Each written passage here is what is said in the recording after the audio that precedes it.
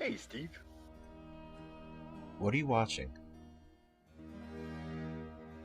Antichrist. Have you seen this before? No, but I've been very anxious to see it. Are you sure you want to watch it? Oh yes, of course. I heard it was an excellent film. Are you sure you want to watch it? Yes, I've been looking forward to it for months. Okay, sure.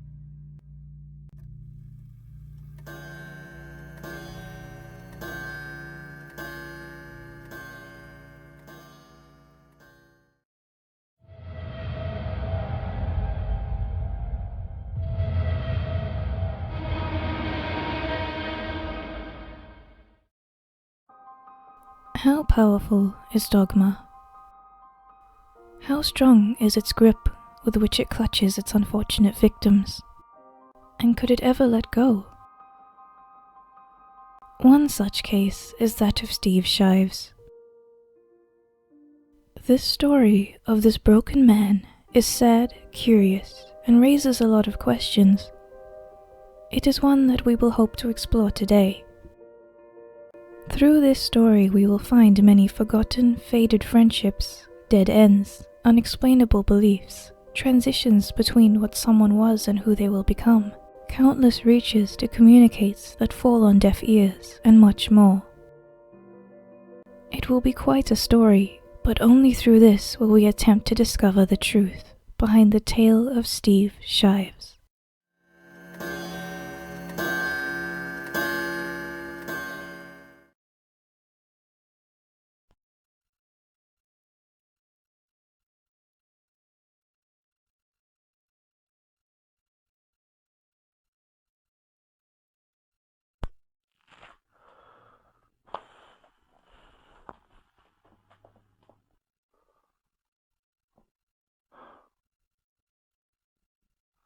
So how was your Christmas? I got kicked off of YouTube. The first video that is on Steve's channel was published on the 7th of January 2011. In all honesty, not It wasn't the first video that he'd ever made, but it's an 8-minute video talking about the developments of his channel, which was originally called Steve Likes to Curse. And then strike three was I read a shitty poem by a guy named Mike Lichtig as a part of a series I was doing called Bad Poems Read Badly. And he filed a copyright complaint to YouTube for that, and they accepted it, and that was strike three. So I got kicked off. My account was terminated. I appealed the last one, but it didn't really get anywhere. So I'm back. I got a new channel, Steve Likes to Curse, the numeral 2. He seems more animated and natural in older videos, and they can be quite enjoyable. He riffs on God and religion as a whole a lot more and doesn't care about it offending people or seeming racist. He is quite a different man, or perhaps appears different as a man without a filter. If you want to try to get me kicked off 7-Load, best of luck to you, because it's based in Germany, okay? And they started 2 world wars. In all fairness, He even made a Nazi joke, something his current self has repeatedly said is bad. This beginning era of his channel contains what many people think to be the best episodes of the series that he has on his channel, or at least the ones his older viewers came to subscribe because of.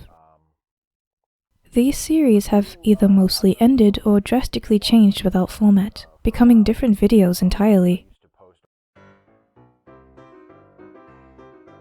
One such ended series is known as Riffing on Mail Call, which is a series where Steve reads the call-in comments of his local newspaper and jokes at the expense of the various opinions on politics and religion found within. Gray lady with multi-infarct dementia, the Herald Mail, publishes a regular feature called Mail Call, which prints anonymous comments that have been phoned or emailed in by readers. Over the years, Mail Call has evolved from a complete waste of ink and paper to a complete waste of ink and paper that offers a chilling glimpse into the collective psyche of my local area. It's nothing that'll make you proud to be a Washington Countyan, but it does provide a helpful reminder to lock your doors before you go to bed at night and always keep a close track on your children and pets. This series is a fantastic insight into the progression of Shives' values and ideological transition, as well as being the earliest videos on his channel, as he commented in the first video that he was re-uploading them. Proud to be a Democrat. I used to be a proud Democrat, but no more, because you see, I don't believe in abortion, Hagerstown. So not believing in abortion means you can't be a Democrat? That's a little ridiculous. I don't believe in Adam and Eve. Does that mean I can't be a Republican? Actually, it might.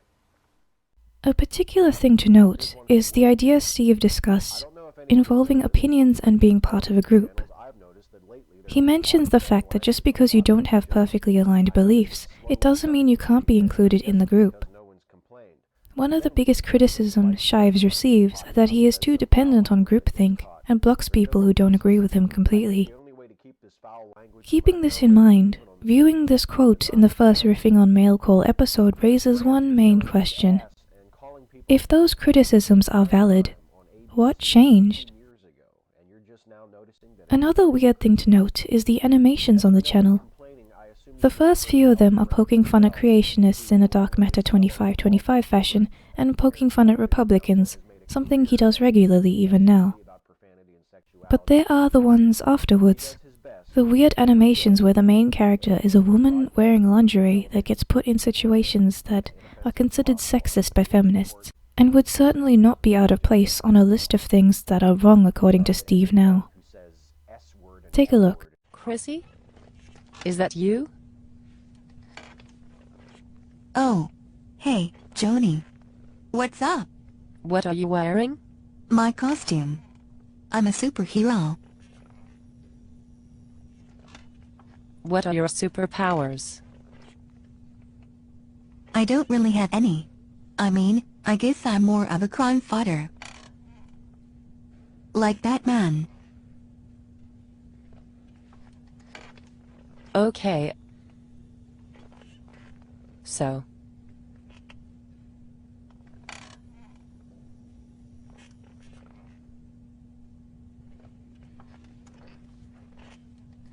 Should I go get changed? I think maybe you should.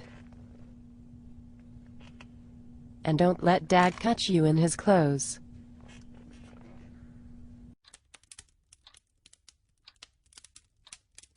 Well, I hope you're happy. The cage's release lever is malfunctioning.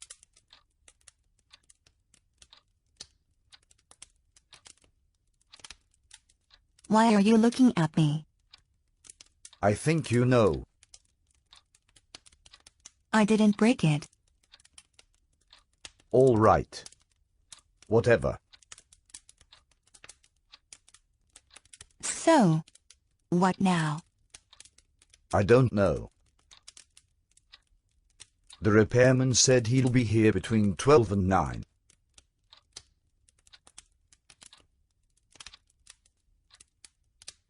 Do you want to talk about something? Like what? I don't know. Did you see up in the air? No. I heard it was shit. Who told you that? A friend of mine. You should totally see it for yourself. I don't think so. Why not? I'm not much of a George Clooney fan. I never have been. You should give it a chance. All right. I will. I'll give it a chance. I'll Netflix it and watch it later this week and let you know how I liked it. Oh wait. You'll be dead.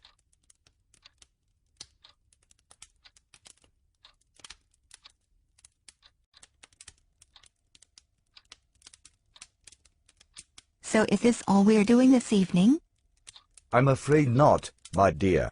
My evening is nearly complete, but you still have one final task yet to perform. To die. How are you going to kill me?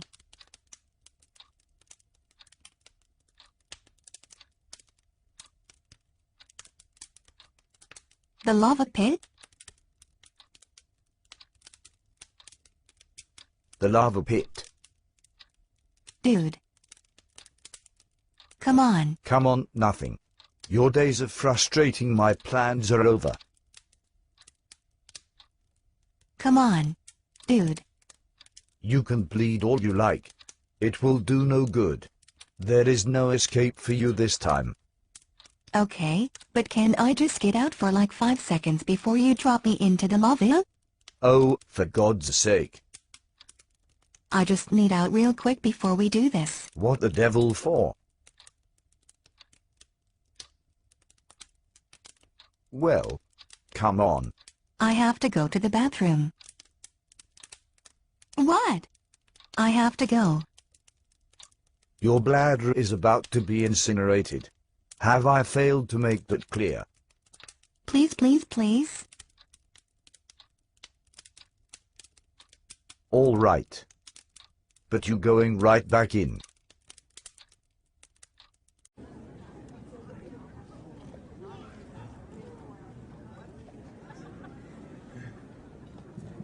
So you're sure this bomb thing isn't going to explode? Yeah, I'm sure. I didn't even have to defuse it. Magma Master wired it up totally wrong. So, I didn't know you knew all about bombs and stuff. Oh, yeah. I knew all that. It's kind of a must in my line of work.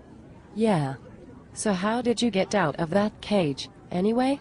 I told him I would suck him off if he let me out.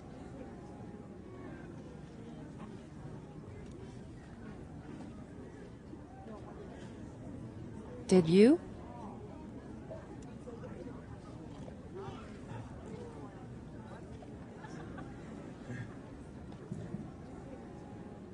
Instead of shit. These animations were quick, didn't get many views, and didn't last long as a series. You can't.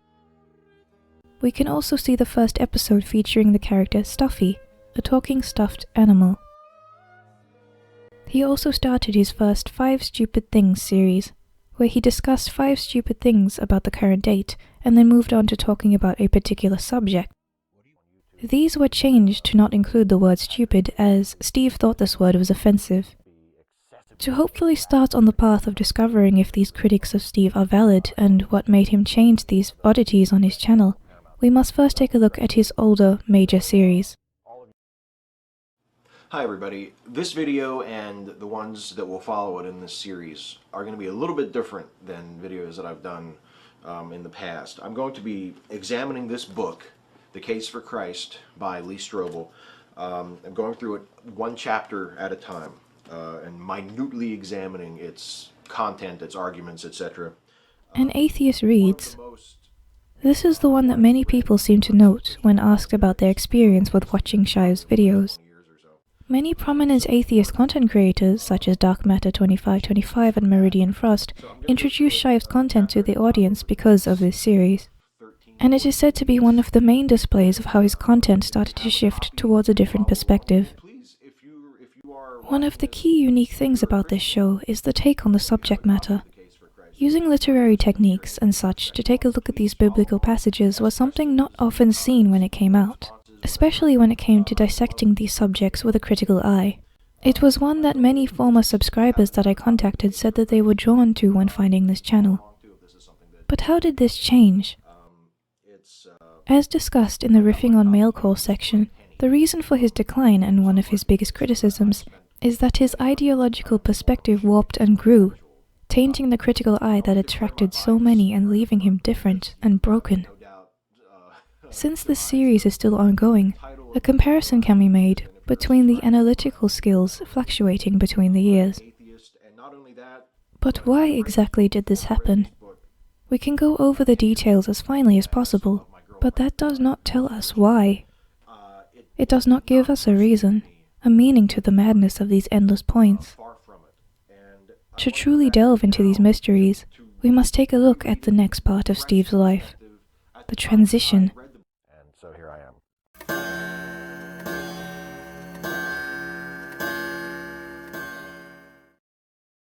Atheism and feminism are naturally complementary to one another. This change, this slow transformation from friend to stranger, from the norm to the fringes, has been documented with lament by many former friends and those who never knew him. Though the person Shives is now is someone not many people say they want to know, looking back at what he once was has come with the feelings of wishing they knew him before. But where did these changes start? It is more difficult to pinpoint than it looked, as these changes seem to be going on subtly behind the scenes. The change of thought harder to spot than the slight twitch of an eye. What caused this? Since An Atheist Reads is the series that Shives is best known for, it is also something that is the most accurate tool to measure the change. The comparison between the newer and older episodes shows quite a difference, a drastic change. However, the main problem with using this as a measurement is that An Atheist Reads is an overall concept, being broken up into different series of a particular book being read and critiqued by Shives. The consistency of what is needed to be researched and debunked is not very stable, as different works require different amounts. How could this be accurately measured, when each text analyzed is different? Language. Remember, the most common criticisms of Shives are the shift in content. But that is because of the way that he uses certain words such as offensive very many times and has adopted the use of the words known as buzzwords for their frequent use of those who share Shives' ideology. With this, we can start to build a timeline of change by measuring language. However, before we get to that, there are connections made to what caused this shift in language, and briefly going over these could make the task a bit easier. With his wife making appearances in his recent videos quite frequently, the common comment and speculation is that she is responsible for his change. This is certainly easy to believe, as observing the way she acts around him is quite the experience. And as I have said before, I think, of the two series, I prefer Angel to Buffy. Do you think that's because I'm a sexist? Whether I intend to be sexist or not, do you think there's like there's like sexism involved there? Yeah, and you know why? Because Angel is about a guy, and you identify as a guy, I'm sure, with a male main character, and all the women. Well, there's one, Cordelia. Well, there's Fred. There's Fred, but she didn't come till later. That's true. But for the first four first seasons? 2 seasons. I'm a woman, I can say that. However, this is not a flawless theory. How could he suddenly be influenced so thoroughly in that way? She's really attractive. Is he the type of person to do so? How could the viewers tell? Looking back at some of the footage we previously saw, we might be able to pose some important questions. As mentioned before, there is an appearance of need to please people, the tell it like it is type of persona that is desperately sought out. The combination of the two would make it easy to exaggerate the beliefs held, in order to appear more groundbreaking with ideas and giving the appearance of being brave enough to spout something no one had been able to before. Perhaps it is his wife, but perhaps it was Shives all along, lurking in the darkness of his mind and without him even knowing or understanding what it was, until it swallowed him whole. It is said that there is a combination of light and dark inside all humans, that the dark being kept at bay by most. However, maybe the greatest threat to us is not the darkness that is there, but that we do not know it is there until it is too late. Such is the transformation of Steve Shives. But there will be a time and a place for such conversations. First, let us look at the transformation of Shives' language over the course of these videos that we have played. So not believing in abortion means you can't be a Democrat?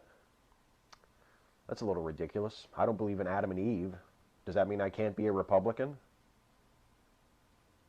Actually, it might. Who, along with his fellow closet perverts at the Parents Television Council, has made a career of bitching to the FCC about profanity and sexuality on TV. He does his best every day to make every moment of broadcast and cable television as bland and inoffensive as possible. And William Sport, he sounds like just your kind of fella. You have the right, under the law, to express yourself. You're protected legally. You're protected constitutionally in expressing yourself. But too often we as a culture will impose a non-legal, sort of an informal punishment upon people who say unpopular or controversial or ugly things. The Serenity Prayer, which, aside from the appeal to a non-existent God, I've always found to be pretty good, reminds us to seek the wisdom to tell the difference between that which we can't change and that which we can. And when you're confronted with something that you can change, you have two options.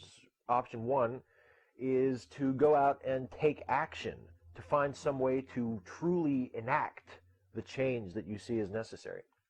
And option two is to do something that is completely useless, that won't make any difference in the real world at all, but will be a lot easier than actually going out and doing something, and will allow you to pretend that you are making a difference and make yourself feel better. And reread it and give its arguments another look, give its evidence another look, and if indeed it remains unpersuasive to me, although I'm open-minded, but if indeed it fails to persuade me again, to look at why doesn't it persuade? Why do its arguments fall short? Why is its evidence lacking? Consequence. Respecting free speech doesn't mean that there can't be negative consequences for saying the wrong thing at the wrong time. If I'm making racist or misogynistic comments online and my boss finds out about it and fires my ass, that doesn't mean that my boss doesn't respect free speech. If someone else sees me making bigoted comments and calls me out on it, that doesn't mean that they don't respect free speech.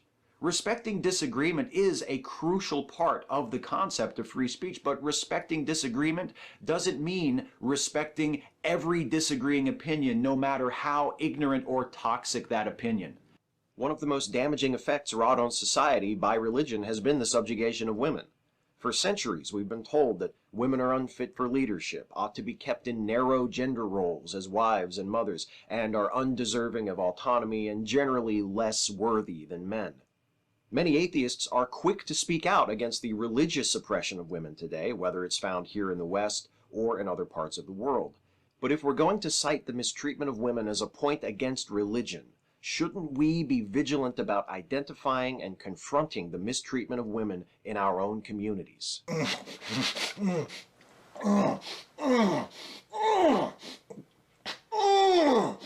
So as you can see, language is something that can provide us so much insight. The primary communication of expressions of beauty and deepest emotion. By looking at his language, not only can we see and keep a timeline, but look at how he uses that language to interact with others. And through language, we can also look at the key point, the key drift towards what is now, from what once was, for so many. Something much bigger than Shives.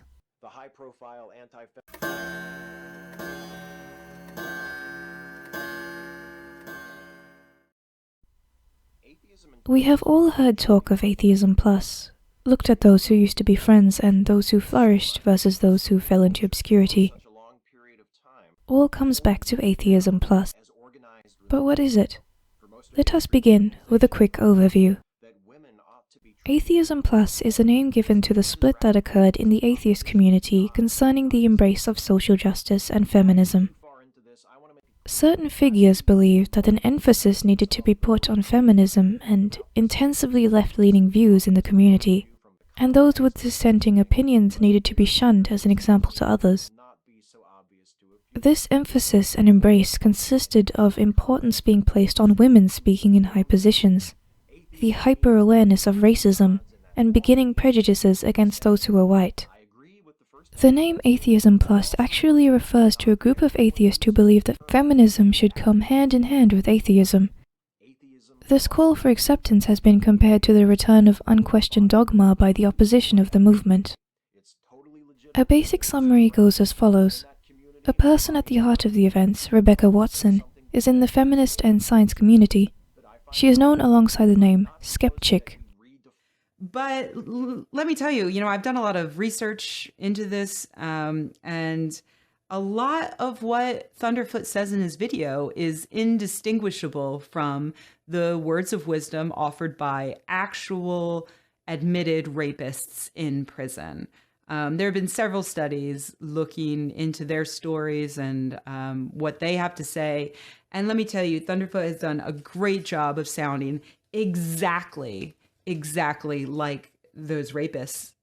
And the feminist values are where the key events occur. Elevator Gate was an occurrence involving Rebecca, where she was asked to go out for coffee by a man while she was in the elevator. This was reported as harassment by Rebecca, and thus the divide begins. Those who were inviting the embrace of feminism said that Rebecca's calls of sexism and harassment were an indication that feminism was needed, and that men needed to sort out these problems. Those who disagreed with the movement were shamed and called sexist by those who were pro-feminist. This leads to an event about a week later involving a woman called Stephanie. Her conversation was published in a public forum, and there was talk of rape culture, sexism, and pushing out women from skepticism, and the call for certain things to be censored. As more women came out saying that they didn't face the same sexism, they too were cast out and given the same treatment. There was also further disagreement, as some complained of the increasing blind acceptance of extreme liberalism in social sciences, and those on the feminist side saying that these forms of social sciences were just as good as the hard sciences. This tension was quietly going on in the background for some time, but the big push for the feud of atheism splitting is said to be Elevator Gate. Dissenters often debate if the social justice advocates believe what they are saying, as there are some clear inconsistencies between the rules they declare and the rules they follow. As far as the amount of backlash and dissenters went, it was slow. All notable names for the most part were accepting feminism in an instant and rapid change. A prominent name of someone who did and has maintained this is P.Z. Myers, a professor of biology at the University of Minnesota, and a blogger on scienceblogs.com. There was also the fact that people were being scared of being ostracized. Richard Dawkins had been no-platformed and censored multiple times. A Richard Dawkins comment about priorities and complaints regarding Elevator Gate outlined to people what the sides were. People who thought it was all about the patriarchy or people who thought it was nothing. It definitely would have exploded, but it did faster because of him. The social justice side started burning his books and putting them in toilets. Anyone from the popular blogging sites were removed from those sites when they disagreed with the feminist view that was becoming very popular, and so the pushback was slow, but over time it grew until it reached what we have today. But how does Shives fit into all of this? He picked the feminist side of the rift. He also published a video where he discusses how he thinks feminism and atheism go hand in hand. As I was saying, given the fact that both atheists and advocates for the rights of women have historically been oppressed by organized religion, and also given the fact that modern atheism has largely rejected other regressive attitudes traditionally promoted by religious fundamentalism, like hostility to science and modern medicine, or overt prejudice against LGBT people, you might think that atheism and feminism would be the strongest of allies. And in the minds of many atheists and many feminists, they are. Thanks to the internet, I have a fairly large circle of friends and acquaintances who, like me, identify as both atheist and feminist, and find that the two fit together quite neatly. This video opened up a very heated discussion and has been responded to many times. This heated discussion is just one of the examples of drama, controversy, and arguments that Shives has been involved in.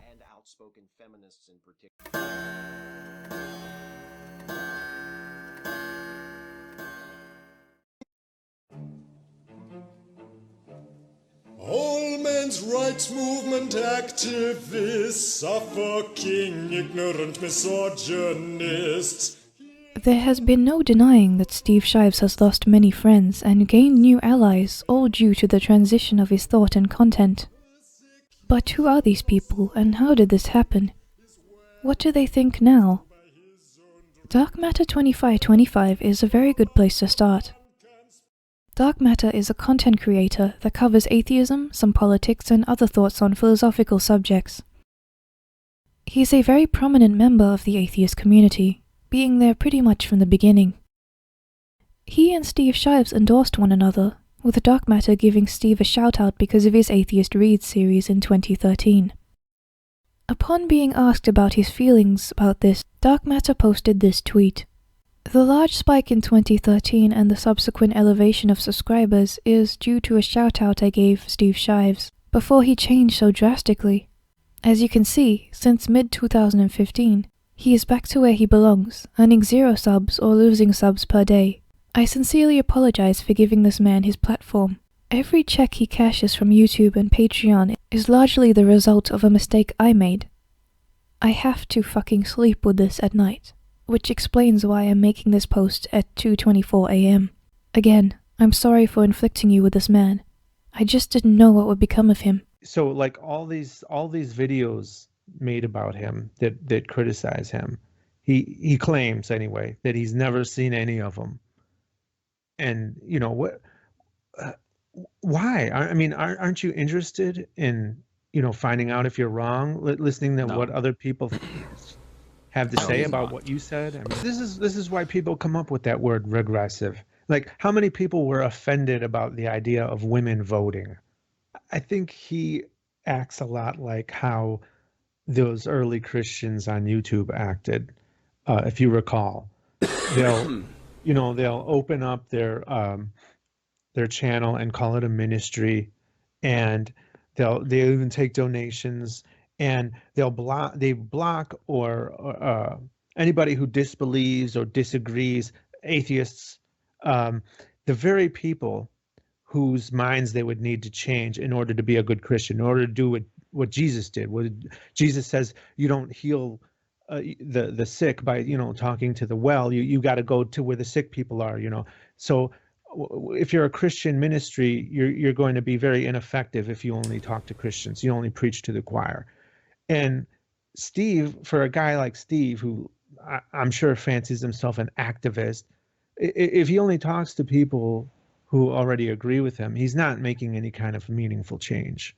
He said he tried to talk to Shives many times to convince him to rethink his beliefs, trying to be as gentle with his words as possible, as he noticed Shives becoming more and more hostile to people who disagreed with him. Eventually, Shives stopped responding and Dark Matter had no choice but to give up. There was nothing more he could do. There are many a tale of Steve's former friends who went this way. Hello everyone, I'm Hugo. I'm Jake.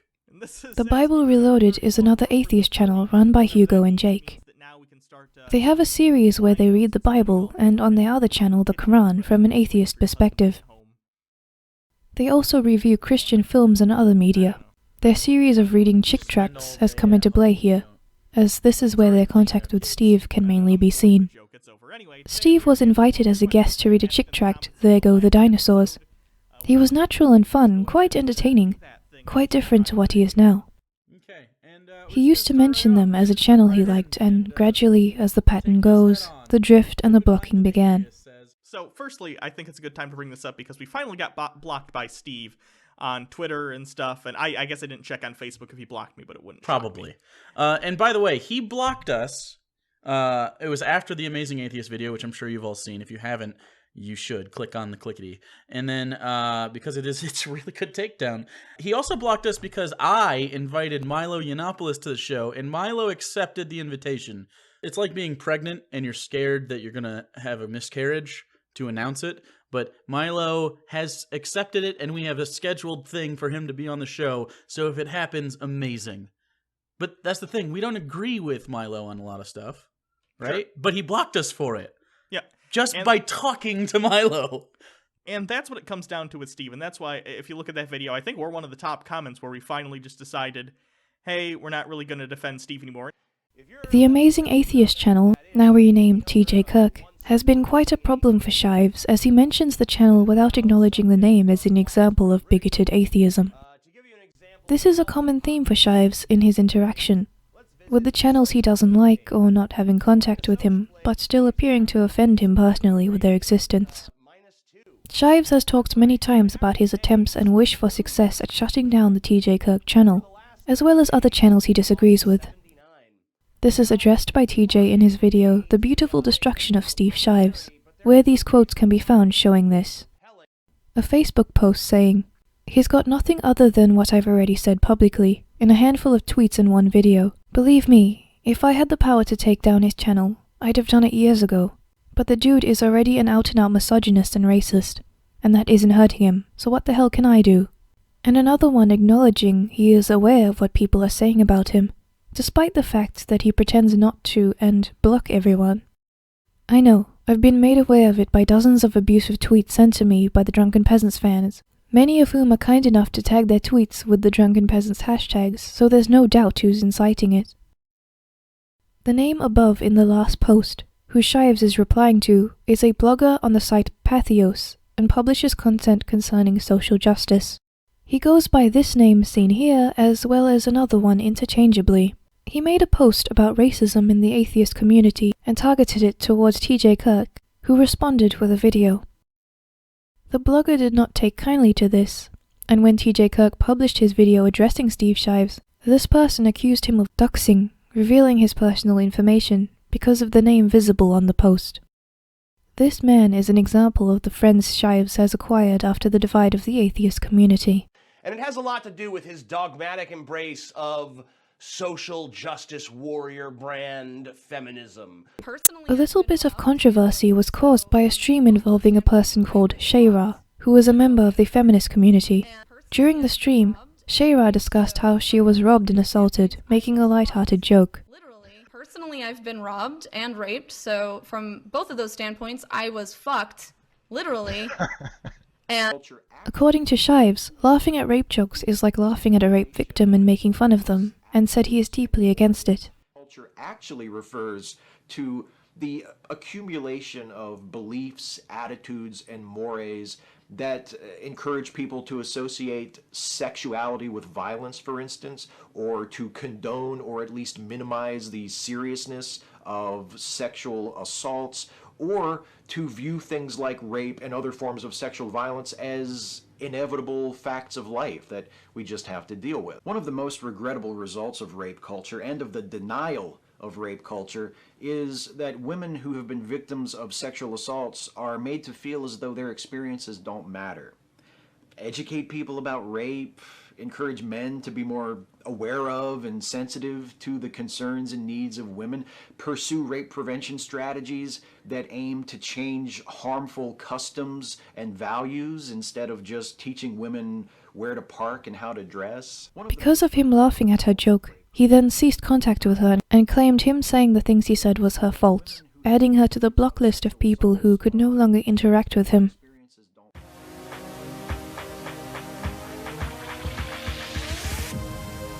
I love me some chick dicks.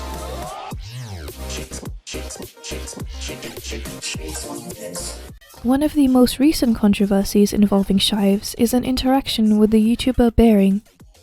Bearing makes videos critiquing feminism and discussing any other topics that come to mind.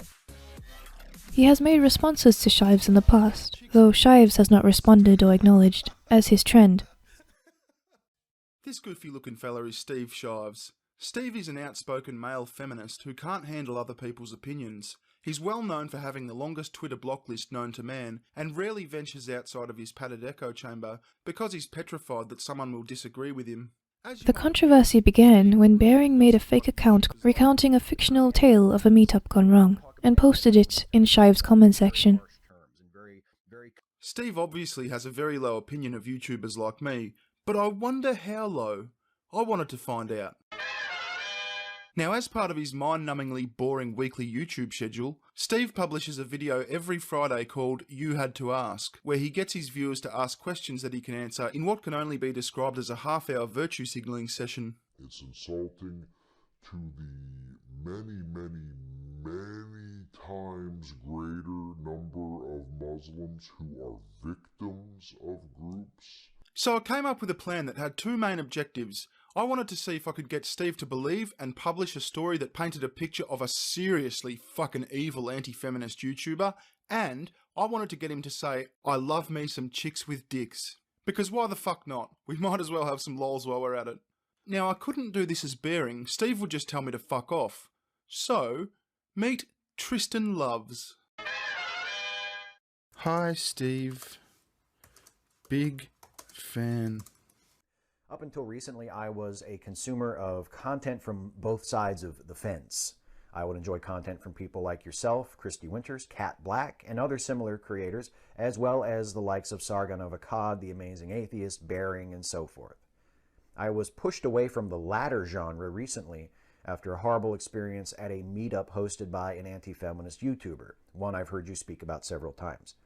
After having a minor disagreement with the YouTuber about the nature of biological sex, several of his fanboys descended on me, calling me horrible names, calling me delusional, and even spitting on me. Several times I pleaded for the YouTuber to come to my aid, but his reaction was to join in, chant horrible, dehumanizing slurs at me, and grope my private parts, gleefully screaming, "I love me some chicks with dicks," and other transphobic slurs. Absolutely crushed, I left the event immediately and was walking to my car when suddenly I was punched from behind and knocked to the ground. I was then kicked, spat on, urinated on, and verbally abused by 5 or more of the fanboys from earlier. This horrible experience has left me with PTSD and a crushing fear of leaving my house. My question is, do you think the YouTuber in this scenario can be blamed for the actions of his fanboys? I don't recall the YouTuber himself being involved in my physical assault in the car park, but his earlier actions could be considered inflammatory to the situation. I am interested in your opinion of this incident because it is a real-life parallel of the horrible abuse and dogpiling that occurs here on YouTube, which I've heard you speak out against several times.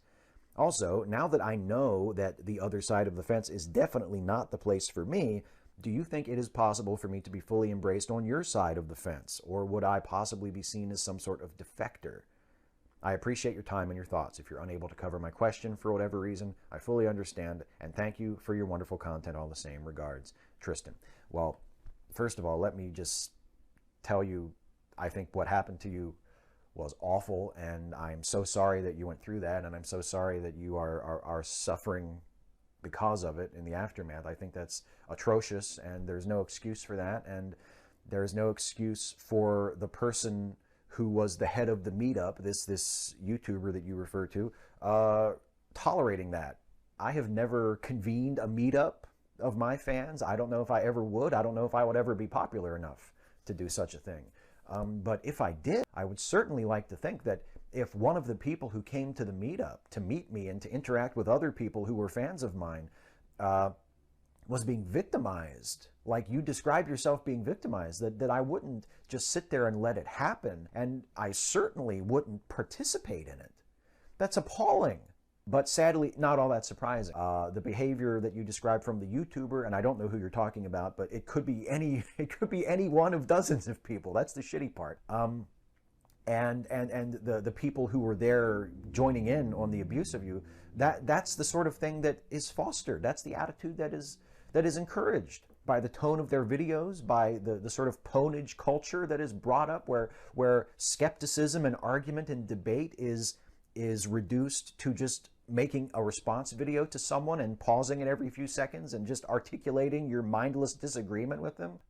Those on Shives' side sent accusations of sexism, transphobia and harassment. Shives himself responded and tried to keep it as brief and as vague as possible so that he could move on and avoid contact. King you for spreading hatred to my followers. Full of shit. How very true, just like all social justice warriors.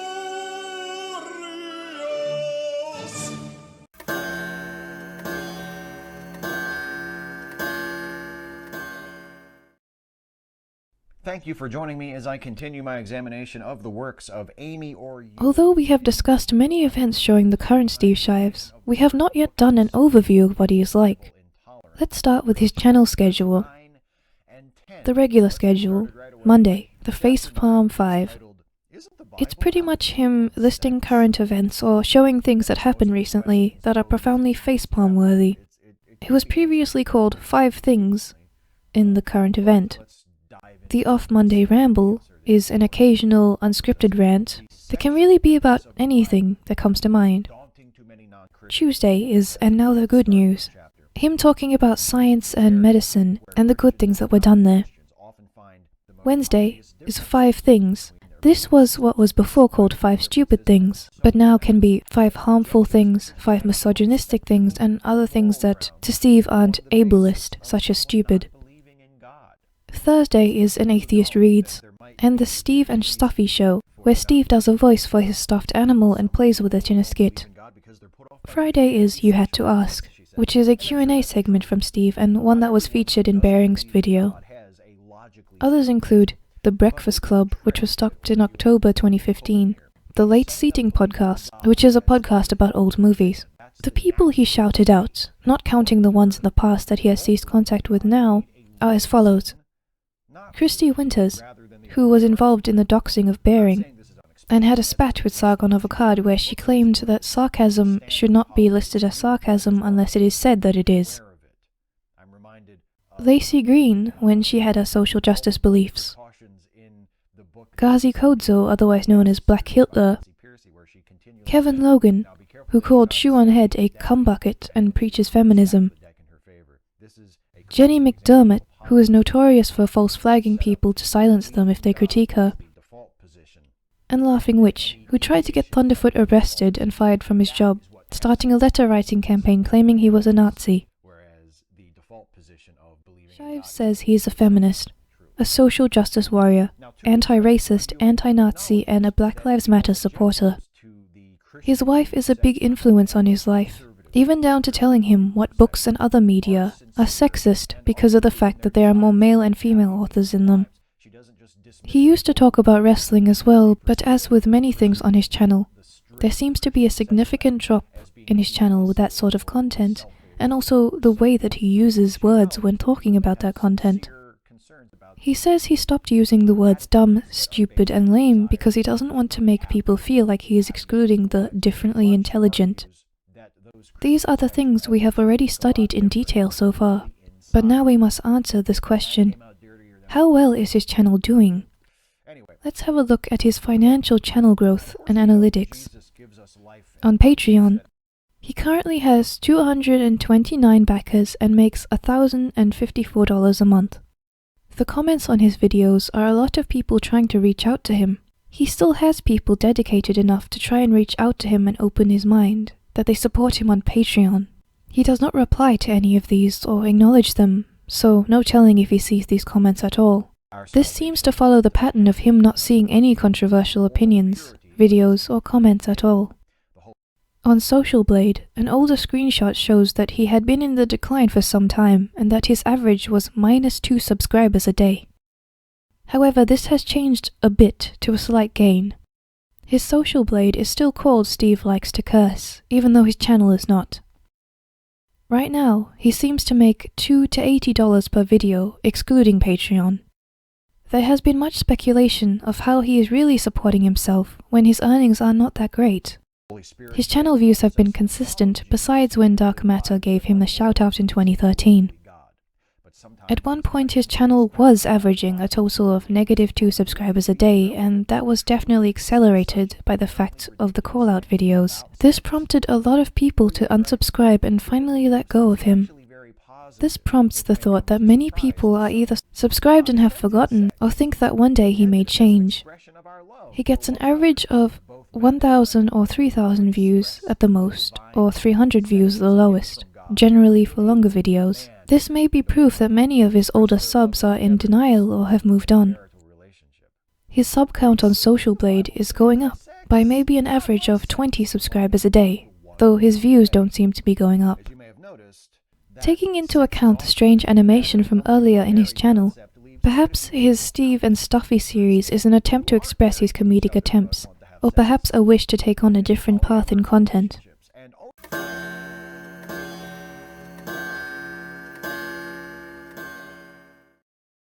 To find out more about the way Shives impacted his viewers with this rapid change, I asked his former subscribers to tell me about their experiences with his channel.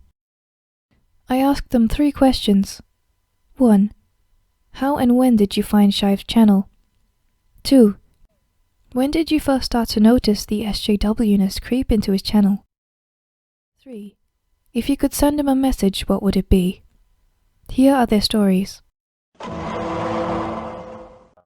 I used to really enjoy Steve Shives' videos back in late 2013 to late 2014.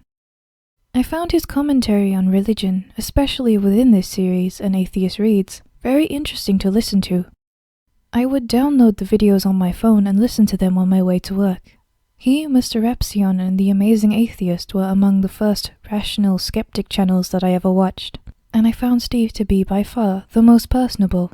However, in mid-2015, his content began to radically differ, focusing more on socio-political issues rather than the issues pertaining to religion. He made a video named 5 Stupid Things About the Men's Rights Movement, in which he made points that I, for the most part, completely disagreed with.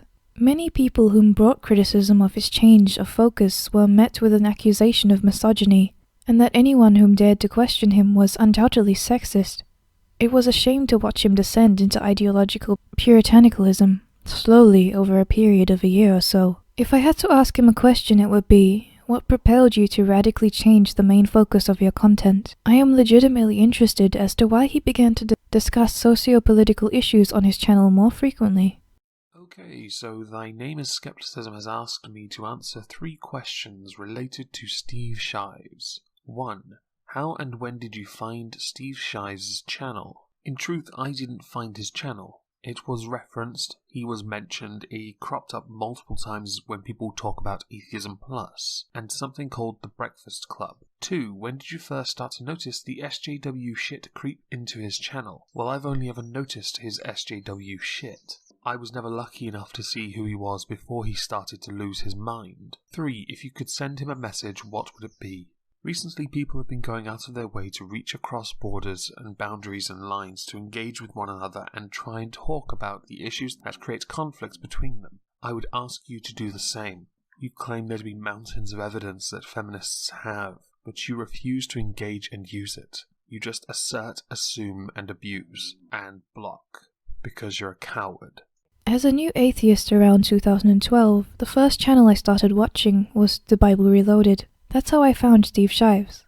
I dug his channel, and his Atheist Reads series impressed me enough to subscribe to his channel. Then he started featuring his wife in his videos, who at first seemed alright, until the radical feminism stuff started bubbling to the surface. That's when I noticed the change towards SJW Steve that seemed like such a contrast from the channel I first started watching, with the stupid stuffed animal skits. What the actual fuck? At that point I'd had enough and unsubbed. And that's about when the whole blocked by Steve hint that started. Why don't you just stop, dude? The more you double down, the bigger fool you make of yourself. I'm from the Bible Belt, so the internet was really my only outlet for my religious inquiries. When I was around 13, I was a deist, though I didn't know the actual term for it, mainly out of laziness. I believed in God because, well, everybody did, and I didn't know not believing it at all was an option. That's when I found the atheist YouTube channels like The Amazing Atheist, Thunderfoot, The Atheist Experience Show, The Friendly Atheist, and yes, Steve Shives. I really liked the style of videos he made, going point by point through the different Bible passages to talk about them in depth instead of the more general think pieces of the other YouTube atheists. I was a fan of his channel for sure. Around the time of the Atheism Plus debacle, I started to see a change in the content from him where he seemed very, in my opinion, needlessly defensive and argumentative on the subject of race, gender in the secular community. I am black and a woman, and I've never personally experienced any of the things Steve so staunchly insisted that I dealt with as part of the online atheist community. He was just the first of many examples when I felt really patronized by people who didn't know me at all, trying to protect me from the problems I didn't know I had. And I wasn't a fan of how Atheism Plus made the mainstream secular community less about secularism, what I was interested in, and more about diversity. By the time TJ started making his anti-feminism videos, I was pretty much firmly on his side of the argument, though I still liked Steve's videos on atheism. Around the time when Steve made his Things Wrong with the Internet's atheist community video and essentially just called everyone racist, sexist, Islamophobes, I was done. Then I saw that one embarrassing video of him being browbeat by his wife over not liking the right TV shows or the right music, and I understood why he had become so dogmatic about defending feminism at all costs. Now it's 2017 and he's openly lamented the fact that he isn't allowed to censor and ruin the economic livelihoods of people who he disagrees with. He's made fun of people who aren't okay with using violence to enforce political ideas, and his obvious hatred for the likes of TJ and other atheists who don't agree with him comes across as more petty and childish than anything backed up by what those YouTubers have done. I do remember watching and listening to Steve Shives in the days before feminism, when it was atheism versus theism. It admittedly had been so long since I've watched any of his videos from those days that I barely remember what I liked about him as a person. It doesn't help that how he's been behaving in the past few years has really clouded my opinion of him. What I liked about his content though, however, was how in-depth his content was into debunking, I guess if you want to call it that, a lot of the conservative Christian Catholic jargon that was at peak back then. The irony being that a lot of the things he argued against back then are now things that he argues for and takes into practice. One thing I can say about Shives compared to his past self is that back then he didn't seem so meek and submissive. If you look at him now, especially in videos with his wife, he looks like he's having difficulty from going into fetal position. It's quite depressing to see that kind of body language, and it's hard not to laugh at it when he spouts such nonsense now. I was a brand new atheist. I started watching YouTube atheists like TJ Kirk and Dark Matter, and by some happenstance I stumbled across Steve Shives' channel. I mostly just watched him because he was more chill than his contemporaries and he explored ideas in an interesting way, like being in between Thunderfoot and TJ in my opinion. At the time I only ever watched 5 Stupid Things, because even back then he was still this boring, overly rehearsed personality, so whenever he had a vlog I would debate on passing. He seemed to have an agreeable opinion in those days, but after the Atheism Plus thing happened and the likes of Thunderfoot and TJ Kirk started releasing videos on feminism, there was a transition in Steve. I didn't notice right away because there was an explosion in content and I just sort of had a huge library of content to go through as new names like Sargon and Chris Reagan popped up. And whenever I took a rare look at Steve Shives' channel, he'd have nothing but preachy, holier-than-thou sort of shit posted. And even my favorite show from him became all about how awesome Steve was and how awful everyone else was, and every now and again he'd have something like 5 Stupid Things about the Amish, but anything fun was becoming scant, so I unsubscribed. Yet somehow I kept hearing about him, and that's when he went full SJW and the whole skeptic community was going off. I'm glad I left when I did, and I am never going back to someone who's demonstrated themselves to be such a pretentious crybaby. I found Steve a few years ago, and I thought he was going to be in the rational group of atheists that I watch from time to time. Not long after I saw some of his sane videos, I noticed that he was taking a small step into the SJW direction. I thought nothing of it as his views on atheism were more of interest to me. Then the change, which I can only describe as being pussy-whipped, happened. It's something I have commonly seen with guys who don't get laid often, so they attach themselves to that person who will give it up to them. I know it sounds childish, but that's what I see from it. Steve was and still is at his worst once his girl got in his life more and began telling him what to do. I actually got in an argument with the Bible Reloaded on it when it came about, and they have since changed their position on their old pal. He doesn't want to anger the pussy gods and therefore will abandon all of his actual morals to ensure that that part of his life is never lost. From outside looking in, it seems like his toxic relationship has only poisoned his own future, as he was on his way to being a cognitive source of rational thinking. I saw Steve, I think, from someone shouting out his Atheist Reads series a couple years ago, and I was subbed for a couple of weeks. Once I binge-watched all of his Atheist Reads videos that I was interested in, they were already months old at this point. I started watching his newer stuff and almost immediately got bored and unsubscribed.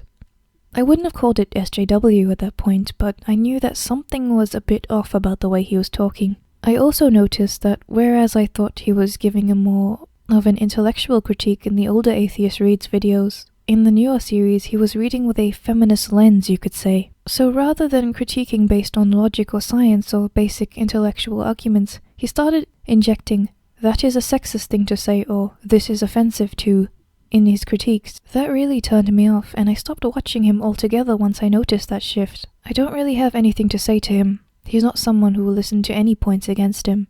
He's not someone who's willing to engage with the dreaded opposition, which he reiterated very clearly just 2 days ago in a live stream. If I could say anything to him though, I think I would say, "Steve, Stop basing your arguments off of assumed oppression faced by other people. In the livestream with Michael Rowlands a couple of days ago, you repeated that you don't talk to anyone who speaks in a harmful way about women and POC and other minorities, especially since as a white man you don't know the oppression they face as gender minority. Don't assume people's oppression. Don't label others as victims and think of them in that light. When you do that, you take their strength and their character and their individual opinions and stomp all over them. I am not oppressed because I am a woman. I am Peach Bailey. I have Peach's life. I have Peach's struggles. I am not part of any collective of victims. I am not someone you need to protect or apologize to. And I'm not someone who you need to apologize for either. Don't apologize on behalf of white people or any other people. I don't accept you using me or anything about me to exemplify why women have it worse than men. Stop using minorities and women to push your narrative.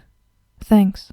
When did I first find Steve Shives' channel? Well, that's interesting because the timeline has gotten all weird. But essentially, he did a video about MRAs and it was 5 stupid things about the men's rights movement. I think that was the first time I saw him. And I was new to YouTube that year, 2015. At least in terms of that area, commentary. And so I'm completely just not familiar with his atheist shit. I was unfamiliar with who he was. And lo and behold, that would end up leading to a rabbit hole that we've all since jumped down with him. And well, what can I say? It was wrong then, it's wrong now what he said, and he doubled down and got even worse. Like, the man's become a misandrist, and he's a man. Like I said before, I was unaware of his atheist stuff. I knew he was an atheist, but I didn't know he was part of the whole atheist community until that video. And then I heard that, yeah, his Atheist Reads thing is good, but if it was really that good, how come he's making material like this? It's just like, I don't know. I did notice when it started going worse. That's when he progressively started just doubling down and losing a lot of weight and looking very unkempt and just... He didn't look well. I really don't know what I'd say. I guess I would say to him, why do you have to feel the need to be so dogmatic? Why do you have to feel the need to do the things that you do? Why do you have to say these bigoted statements about people but assume that's going to somehow fix the problems in the world of bigotry? Like, he does realise that sexism against men does not fix sexism against women, and racism against white people does not fix racism against white people, and that just prejudice in general does not fix prejudice. It makes everything worse. I want to know why he thinks that's a good thing. Why does he believe this ideology that is so toxic? I don't know. I don't know what I'd say because he wouldn't let me say it. He'd either run away or block me. Well, I am blocked. Like, what is there left to say to an ideologue, really? There's nothing you can say. There's nothing you really can reason with. The guy's far gone.